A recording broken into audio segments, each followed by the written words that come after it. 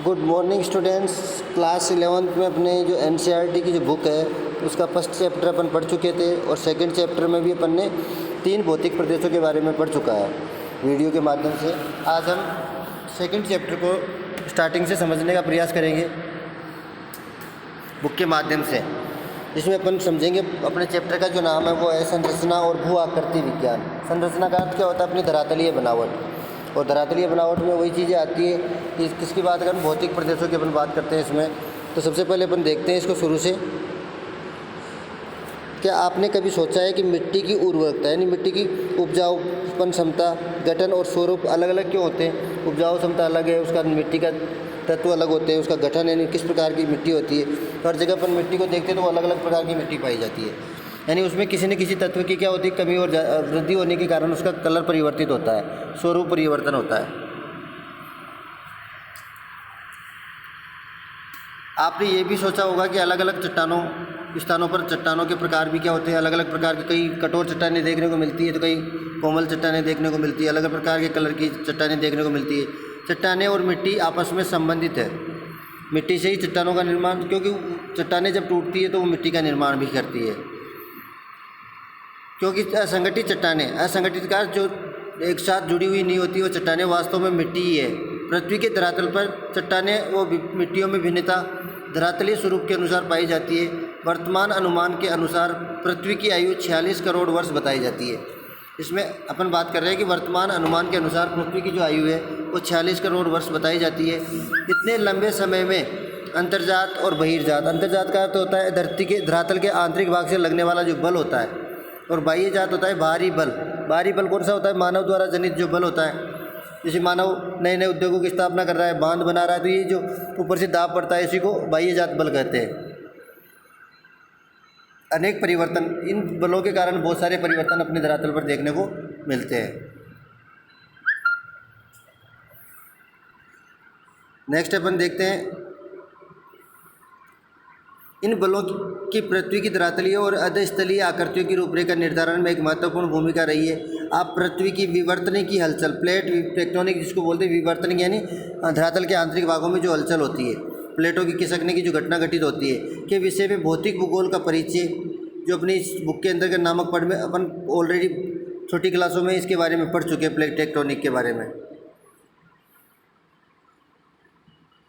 क्या आप जानते हैं कि करोड़ों वर्ष पहले इंडियन प्लेटें भूमध्य रेखा से दक्षिण में स्थित थी? इंडियन जो प्लेट है वो भूमध्य रेखा जो है, अभी अपने वर्तमान में इंडियन प्लेट भूमध्य रेखा के उत्तर में स्थित है, क्योंकि प्राचीन काल में ये प्लेट दक्षिण में स्थित थी और धीरे धीरे खिसकती कहाँ पहुँच गई?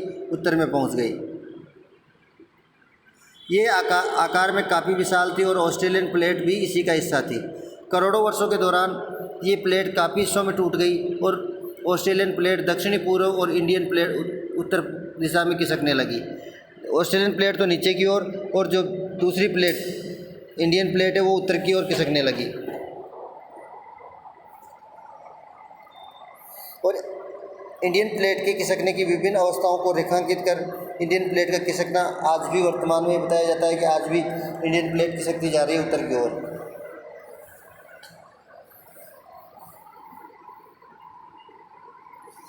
इस इंडियन प्लेट का खिसकना अब भी जारी है और इसका भारतीय उपमहाद्वीप के भौतिक पर्यावरण पर महत्वपूर्ण प्रभाव पड़ता है। क्या आप इंडियन प्लेट के उत्तर में खिसकने के परिणामों का अनुमान लगा सकते हैं कि किस प्रकार से इंडियन प्लेट आज भी खिसकती जा रही है?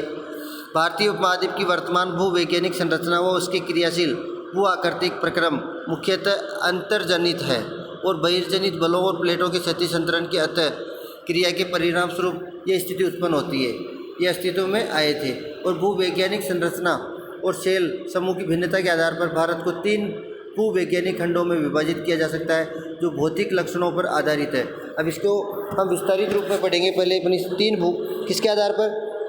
भारत को 3 भूवैज्ञानिक खंडों में विभाजित किया गया है। 3 भूवैज्ञानिक, हम भौतिक प्रदेश पढ़ रहे थे वो अलग चीज़ है, यहाँ पर भूवैज्ञानिकों के आधार पर 3 भागों में इसको बांटा गया है संपूर्ण भारत को। अब 3 भाग कौन कौन से हैं? प्रायद्वीपीय खंड जो दक्षिण का प्रायद्वीपीय पठार है, हिमालय वाला क्षेत्र जिसे अन्य अतिरिक्त प्रायद्वीपीय पर्वत के मालाएं भी, और सिंधु गंगा का और ब्रह्मपुत्र का मैदान। ये 3 महत्वपूर्ण, जिसमें सबसे पहले अपन पढ़ेंगे प्रायद्वीपीय खंड। प्रायद्वीपीय खंड की उत्तरी सीमा, प्रायद्वीपीय जो खंड है उसका ऊपरी भाग जहाँ पर अरावली पर्वतमाला स्थित है। प्रायद्वीपीय खंड का जो उत्तरी भाग है उसके जो उत्तरी सीमा यानी प्रायद्वीपीय भाग की उत्तरी सीमा जो है वो कटिपटी अवस्था में जो कच्छ से प्रारंभ होती है और अरावली पहाड़ियों के पश्चिम से गुजरती हुई दिल्ली तक और फिर यमुना और गंगा नदी के समानांतर राजमहल की पहाड़ियों और गंगा डेल्टा तक इसका विस्तार पाया जाता है। इसके अतिरिक्त उत्तर पूर्व में कर्बी एंग्लोंग व मेघालय का पठार भी है। पश्चिम में राजस्थान भी इसी खंड के विस्तार में स्थित है। पश्चिमी बंगाल में मालदा ब्रंश, उत्तरी पूर्वी भाग में स्थित मेघालय और कर्बी एनालॉग पठार को छोटा नागपुर पठार से अलग करने का कार्य भी करता है। राजस्थान में ये प्रायद्वीपीय जो खंड है, प्रायद्वीपीय खंड अपन बात कर रहे हैं दक्षिणी जो दक्षिणी भारत है, दक्षिणी भारत में जो तिकोना भाग है, तो तीनों ओर जल से घिरा हुआ क्षेत्र है, उस क्षेत्र की उसको अपन बोलते हैं प्रायद्वीपीय भाग। प्रायद्वीप का अर्थ क्या होता है? जो ऐसा भूभाग जो तीन ओर जल से घिरा होता है उसे प्रायद्वीप कहा जाता है। प्रायद्वीपीय खंड जो है राजस्थान में प्रायद्वीपीय खंड मरुस्थल और मरुस्थल सदृश्य स्थलाकृतियों से ढका हुआ माना जाता है। प्रायद्वीपीय मुख्यतः प्राचीन नाइस और ग्रेनाइट से बना हुआ भूभाग है। नाइस और ग्रेनाइट जो है ये चट्टानों के नाम है। कैम्ब्रियन जो है, अभी कैम्ब्रियन की अपन बात करते हैं, ऐसे नाम आ रहे हैं। ये भूगर्भिक समय सारणी के आधार पर ये नाम आते हैं, जो अपन भूगर्भिक समय सारणी आगे नेक्स्ट चैप्टरों में पढ़ेंगे।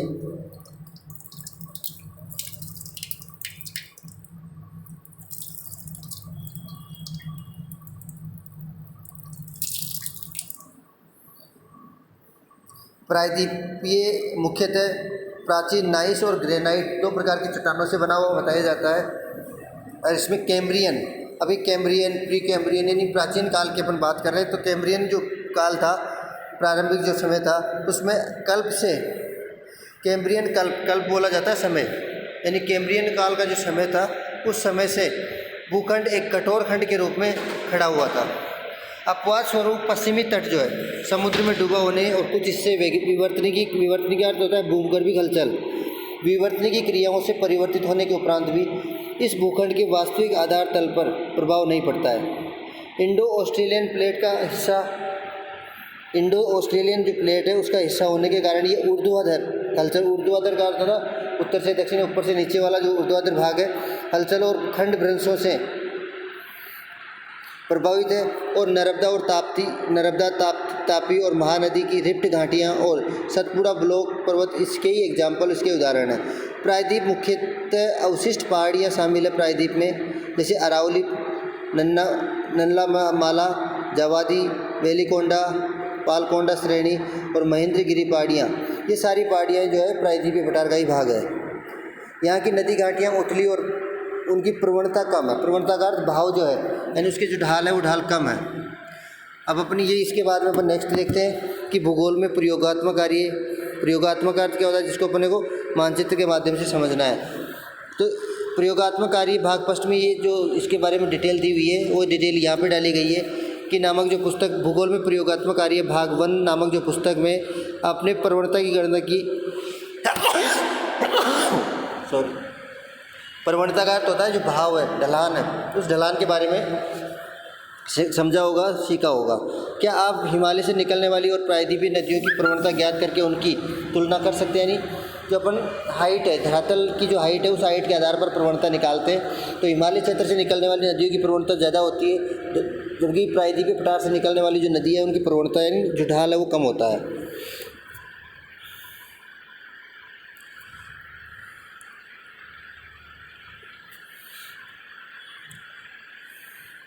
पूर्व की ओर बहने वाली अधिकांश नदियां बंगाल की खाड़ी में गिरने और से पहले डेल्टा का निर्माण करती है और फिर बंगाल की खाड़ी में मिलती है। महानदी, गोदावरी, कृष्णा द्वारा निर्मित डेल्टा इसके एग्जाम्पल है। अपन कहीं नहीं पढ़ते गंगा नदी का डेल्टा जिसको अपन क्या बांग्लादेश और पश्चिम बंगाल में स्थित है। सुंदरवन का डेल्टा जिसको कहा जाता है, सुंदरी नामक वृक्षों की बहुतायता वहाँ पर देखने को मिलती है। तो सुंदरवन का डेल्टा जो है वो गंगा नदी द्वारा निर्मित है। इसी प्रकार कृष्णा, गोदावरी और महानदियाँ भी डेल्टा का निर्माण करती है। इसके बाद में नेक्स्ट अपन देखते हैं हिमालय और अन्य, ये तो था प्रायद्वीपीय पठार। उसके बाद में बात करेंगे अपन हिमालय और अन्य प्रायद्वीपीय पर्वतमालाओं की। प्रायद्वीपीय पर्वतमालाएँ कठोर और स्थित प्रायद्वीपीय खंड के विपरीत हिमालय और अतिरिक्त प्रायद्वीपीय पर्वतमालाएं भी की भूवैज्ञानिक संरचना तरुण, दुर्बल और लचीली है, जिनमें परिवर्तन होता रहता है। ये पर्वत वर्तमान समय में भी बहिर्जनित क्या होता है, बाहरी जो बल है और अंतर्जनित बलों की अंतर्क्रियाओं के कारण आज भी प्रभावित होते हैं। इसके परिणाम स्वरूप इसमें वलन का अर्थ होता है मोड़ पड़ना, भ्रंश यानी गहरी खाइयाँ, और शेप यानी जो बीच में गैप हो जाता है, शेप बनते हैं। इन पर्वतों की उत्पत्ति विवर्तनिक की हलचलों से जुड़ी मानी जाती है। तेज बहाव वाली नदियों से अपरदित, अब ये तेज बहाव वाली नदियाँ कहाँ पे आ गई, हिमालय क्षेत्र में। तो तेज प्रवणता वाली नदियों से अपरदित ये पर्वत अभी भी युवा अवस्था में है। युवा अवस्था का अर्थ ये होता है कि अभी भी खड़ी हुई ढाल के रूप में ये देखने को मिलती है, इनमें ज़्यादा कटाव नहीं हुआ है। जैसे वी आकार की घाटी है, गोर्ज, वी आकार की घाटी, सिप्रिकाएँ क्या होती है, ये अपन कई बार देखते हैं पानी के बहाव के कारण बीच में छोटी छोटी क्यारियाँ दीवारें बन जाती है और उसको पानी क्रॉस करते करते आगे बढ़ता रहता है। तो सिप्रिकाओं का निर्माण भी इसके अंतर्गत हो जाता है। सिप्रिकाओं के बाद में जलप्रपात का अर्थ क्या होता है, ऊपरी ऊंचे वाले क्षेत्र से जब नीचे जल गिरता है तो प्रपात का निर्माण करता है। तो ये सारी चीज़ें वहाँ देखने को मिलती है। तो ये इसके बाद में अपन बात करेंगे सिंधु, गंगा, ब्रह्मपुत्र मैदान। भारत का तटीय भूवैज्ञानिक खंड सिंधु, गंगा और ब्रह्मपुत्र नदियों का मैदान है। मूलतः ये है एक भू अभिनति गर्त है। इसने कहा है कि भारत का तटीय जो तीसरा जो भाग है भूवैज्ञानिक खंड है वो सिंधु, गंगा और ब्रह्मपुत्र तीनों नदियों द्वारा निर्मित मैदानी भाग होते हैं। अब सिंधु नदी, गंगा नदी, ब्रह्मपुत्र नदी, तो सिंधु, गंगा और ब्रह्मपुत्र, सिंधु और ब्रह्मपुत्र दोनों एक ही स्थान से कैलाश मानसरोवर से निकलती है और दोनों नदियाँ, सिंधु नदी अरब सागर में, ब्रह्मपुत्र नदी बंगाल की खाड़ी में जाकर गिरती है। गंगा नदी उत्तराखंड क्षेत्र से निकलती है और बंगाल, उत्तर प्रदेश, पश्चिम बंगाल से होते हुए बांग्लादेश में जाकर के किसमें मिल जाती है, ब्रह्मपुत्र में।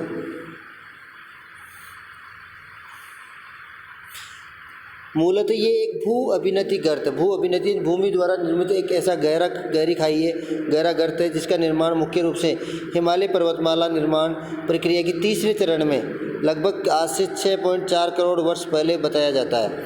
तब से इसे हिमालय और प्रायद्वीप से निकलने वाली नदियाँ अपने साथ लाए हुए अवसाद का अर्थ होता है अपने साथ बहाकर लाया हुआ जो कचरा होता है उसको एक साथ जमा करती है, तो उसे अवसाद बोलते हैं। अवसादों से पाट रही है, पाट का मतलब डिवाइड कर रही है। इन मैदानों में जलोढ़ की औसत गहराई 1000 से 2000 मीटर मानी गई है। ऊपर लिखित वृत्तांत से पता चलता है कि भारत के विभिन्न क्षेत्रों की भूवैज्ञानिक संरचना में, इसने कहा है कि ऊपर लिखित वृत्तांत, अब जो जितनी चीज़ें अपन ने पढ़ी इससे यह अनुमान लगाया जा सकता है कि भारत के अनेक क्षेत्रों की भूवैज्ञानिक संरचना में बहुत ज़्यादा अंतर देखने को मिलता है। जैसे उत्तर में ऊंचे पर्वतीय पहाड़ है, नीचे कठोर मैदानी भाग है, मध्य भाग में मैदानी क्षेत्र देखने को मिलता है। तो अलग अलग प्रकार की आकृतियाँ देखने को मिलती है। इसके कारण दूसरे पक्षों जैसे धरातल और भू आकृति पर दूरगामी प्रभाव पड़ता है।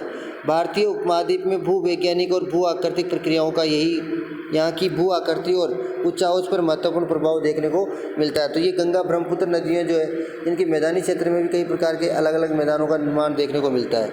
अब अपन बात करें भू आकृति, जो अपन जिसमें से अपन कुछ तो अपन ने पढ़ चुका है। भू आकृति का अर्थ धरातलीय बनावट, किसी स्थान की भू आकृति उसकी संरचना, प्रक्रिया और विकास की अवस्था का परिणाम मानी जाती है। भारत में धरातलीय विभिन्नताएं बहुत महत्वपूर्ण है। इसके उत्तर में एक बड़े क्षेत्र में ऊबड़ खाबड़ स्थलाकृति है। इसमें हिमालय पर्वत श्रृंखलाएँ, इसमें अनेकों चोटियाँ, सुंदर घाटियाँ और महाखंड, बड़े बड़े जो पर्वतीय क्षेत्र है। दक्षिणी भारत एक स्थिर है परंतु कटापटा पठार है। यहाँ अपरदित चट्टानें, खंड और कगारों की भरमार है। इन दोनों के बीच उत्तर का भारत का विशाल मैदान भी देखने को मिलता है। अब अपने भारत को 6 महत्वपूर्ण भौतिक प्रदेशों में डिवाइड किया हुआ है। उत्तर या उत्तरी पूर्वी पर्वतमाला, उत्तरी भारत का मैदान जिसको अपन बोलते हैं गंगा का विशाल मैदान, और उत्तरी पूर्वी पर्वतमाला का अर्थ हिमालय प्रदेश या उत्तरी पर्वतीय प्रदेश। तीसरा है प्रायद्वीपीय पठार, चौथा है भारतीय मरुस्थल, पाँचवा है तटीय मैदान और 6 नंबर पर आता है द्वीप समूह। ये 6 महत्वपूर्ण भौतिक प्रदेश है जिसमें से 3 को वीडियो के माध्यम से आपको बताया जा चुका है और इसको अपन दोबारा से फिर समझने का प्रयास करते हैं। सबसे पहले अपन पढ़ेंगे उत्तरी पर्वतीय प्रदेश, जिसको उत्तर या उत्तर पूर्वी पर्वतमाला के नाम से भी जानते हैं। उत्तरी तथा उत्तरी पूर्वी पर्वतमाला में हिमालय पर्वत और अभी देखो इसमें मानचित्र में कुछ क्षेत्रों के नाम वैसे कैसे दिए हुए, ऊपर से आप देखोगे तो काराकोरम, लद्दाख, जास्कर, कैलाश श्रेणी, शिवालिक श्रेणी, तो ये पर्वत श्रृंखलाएँ ऊपरी भाग में पूरा का पूरा जो है ये जो है पर्वतीय क्षेत्र है। माउंट एवरेस्ट, सारी की सारी चीज़ें इसमें स्थित है। नीचे नदियों के बारे में बताया हुआ है, गंगा, यमुना, चंबल, सिंधु। इधर देखो ये सिंधु नदी है, उसकी सहायक झेलम है, चिनाब है, रावी है, व्यास और सतलज, ये महत्वपूर्ण नदियाँ हैं। इधर लूनी नदी आ गई। इधर अपन बात करें दक्षिण प्रायद्वीपीय पठार में तो कोंकण पश्चिमी घाट, कोंकण जो तट है, तटों के नाम आ गए। अन्नामलाई, अब इसमें जो पर्वत आप ध्यान से देखोगे तो इसके अंतर्गत इनकी हाइट भी लिखी हुई है। जो ज़्यादा ऊंची चोटियाँ जैसे अनायमुडी की चोटी 2695 मीटर की हाइट पर स्थित है। संतमाला श्रेणी 1567 है। काल सुबई 1646 है। तो इस प्रकार आप अगर ध्यान से देखोगे इन चीज़ों को तो आपको इन सब की हाइट भी, इसमें कुछ की तो हाइट लिखी हुई है जो ज़्यादा इम्पोर्टेंट है। तो इस मानचित्र को आपको बिल्कुल एक जगह रोक करके ध्यान से समझना है, इसको पूरे को कोशिश करनी है। इसमें से जितनी चीज़ें आपको समझ में आए उन चीज़ों को आप एक खाली मानचित्र लेकर के उसमें नोट करें। नेक्स्ट अपन बात कर रहे थे उत्तरी पर्वतीय प्रदेश के बारे में। उत्तरी पूर्वी पहाड़ियाँ शामिल है। हिमालय में कई समांतर पर्वत श्रृंखलाएँ, उन हिमालय जैसे और भी बहुत सारी समांतर पर्वत श्रृंखलाएँ स्थित है। इसमें वृहत हिमालय आ गया, पार हिमालय आ गया श्रृंखलाएँ, मध्य हिमालय और शिवालिक प्रमुख श्रेणियाँ। आप इन सब के जो नाम आ रहे हैं मानचित्र में देखोगे पीछे वाले में, तब जाकर समझ में आएगा। भारत के उत्तर पश्चिमी भाग में हिमालय की ये श्रेणियाँ उत्तर पश्चिमी दिशा से दक्षिण पूर्व दिशा की ओर फैली हुई है। दार्जिलिंग और सिक्किम क्षेत्रों में ये श्रेणियाँ पूर्व पश्चिम दिशा में फैली है, जबकि अरुणाचल प्रदेश में ये दक्षिण पश्चिम से उत्तर पश्चिम की ओर घूम जाती है। मिजोरम, नागालैंड, मणिपुर में ये पहाड़ियाँ उत्तर दक्षिण दिशा में फैली हुई है। वृहत हिमालय श्रृंखला जिसे केंद्रीय अक्षीय श्रेणी भी कहा जाता है, ये पूर्व पश्चिम लंबाई कितनी है हिमालय पर्वत की 2500 और 160 से 400 किलोमीटर की चौड़ाई में स्थित है।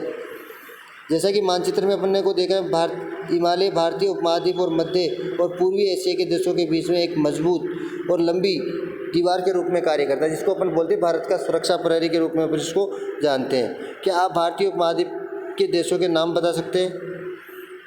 तो इनके नाम भी अपने को ध्यान में रखना है कि भारत को प्राचीन काल में किस या भारतीय उपमहाद्वीप को अन्य किस नामों से जाना जाता है। तो ये अपन पढ़ ही रहे, भारतीय उपमहाद्वीप को प्रायद्वीपीय पठार के नाम से, दक्षिण का प्रायद्वीपीय पठार, ये अलग अलग नामों से अपन जानते हैं। इसमें हिमालय एक प्राकृतिक रोधक ही नहीं अपितु जलवायु, अफवाह और सांस्कृतिक विभाजक भी है। क्या आप दक्षिणी एशिया के देशों के भू पर्यावरण पर हिमालय के प्रभाव बता सकते हैं? क्या आप दुनिया में हिमालय जैसा भू पर्यावरण विभाजक कहीं और जगह देखने को मिल सकता है? तो ये चीज़ें लगभग असंभव सी है। हिमालय पर्वतमाला में भी अनेक क्षेत्रीय विभिन्नताएं, उच्चावच पर्वत श्रेणियों के संरेखण और दूसरी भू आकृतियों के आधार पर हिमालय को निम्नलिखित उपखंडों में बांटा गया है। अभी हिमालय क्षेत्र को अलग अलग भागों में डिवाइड किया हुआ है, जिसमें कश्मीर या उत्तर पश्चिम हिमालय, हिमाचल या उत्तरांचल हिमालय, दार्जिलिंग, सिक्किम हिमालय, अरुणाचल हिमालय और पूर्वी पहाड़ियाँ और पर्वतीय क्षेत्र। तो ये इसके पार्ट है हिमालय प्रदेश के। इसमें अपन सबसे पहले अपन बात करेंगे कश्मीर या उत्तर पश्चिमी हिमालय। कश्मीर जो है हिमालय में अनेक पर्वत श्रेणियाँ जैसे काराकोरम, लद्दाख, जास्कर, पीर पंजाल, अभी जितनी श्रेणियों के नाम आ रहे हैं पिछले जो पेज पे जो मानचित्र दिया हुआ उस मानचित्र में ध्यान से देखें इनको। कश्मीर हिमालय का उत्तरी पूर्वी भाग जो बड़ा वृहत हिमालय और काराकोरम श्रेणियों के बीच में स्थित है, वहाँ पर एक ठंडा मरुस्थल है। वृहत हिमालय और पीर पंजाल के बीच विश्व प्रसिद्ध कश्मीर घाटी और डल झील है। दक्षिणी एशिया की महत्वपूर्ण हिमानी नदियाँ बल्टोरे और सियाचिन इसी प्रदेश में स्थित है। कश्मीर हिमालय करेवा के लिए भी प्रसिद्ध है, जहाँ जाफरान की खेती की जाती है।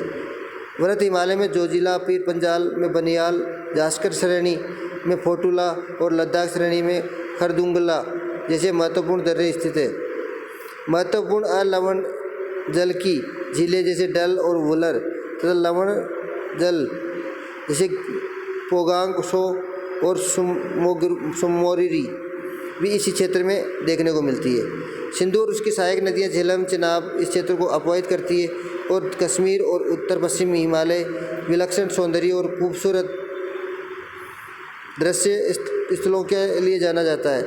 हिमालय की यही रोचक दृश्यावली पर्यटकों के लिए आकर्षण का केंद्र बनी हुई है। तो क्या आप जानते हैं कि कुछ प्रसिद्ध तीर्थ स्थान जैसे वैष्णो देवी, अमरनाथ गुफा, चरार शरीफ भी यही पर स्थित है। यहाँ बहुत से तीर्थयात्री हर साल आते हैं और जम्मू और कश्मीर की राजधानी श्रीनगर झेलम नदी के किनारे स्थित है। तो ये अब इसके आगे का जो पार्ट है वो नेक्स्ट वाला, वो नेक्स्ट वीडियो में पढ़ेंगे अपन। इसको ध्यान से समझने का प्रयास करना है और जैसी समझ में नहीं आए उसको नोट डाउन करके रखना है। नमस्कार सभी को, आपसे उम्मीद है आप ध्यान लगाकर पढ़ रहे होंगे और आपको बिल्कुल ध्यान लगा के ही पढ़ना है।